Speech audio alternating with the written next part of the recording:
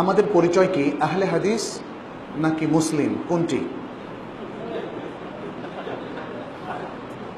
আহলুল হাদিস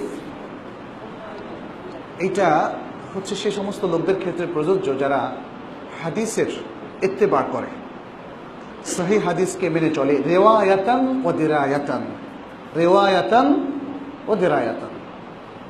হাদিসের রিওয়ায়াতের ব্যাপারেও তারা খুব সজাগ সতর্ক, ভুল হাদিস, দাঈফ হাদিস, মওদু হাদিস, হাদিস সহি হাদিস হিসেবে চালিয়ে দেয় না।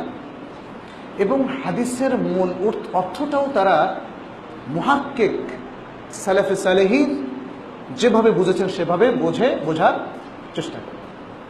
অতএব আহলুল হাদিস এই অর্থে এটাও একটা মেথোডোলজির নাম, এটাও একটা মানহাজের নাম। এই সহি মানহাজের উপর যারা থাকবেন তারা হাদিসের অনুসারী, সাহেব আহাল হিসাবে গণ্য হতে কোনো অসুবিধা নেই। এটা প্রশংসামূলক একটা বাক্য যেটা উলামায়ে কেরাম বিভিন্ন যুগে ব্যবহার করেছেন। আমরা তো দোয়া করতে পারি আল্লাহ যেন আমাদেরকে এই ধরনের হাদিসের সত্যিকারের অনুসারী হওয়ার তৌফিক দান করেন।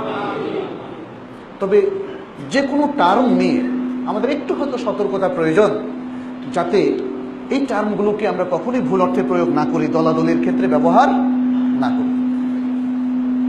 আওয়াজ হচ্ছে কেন?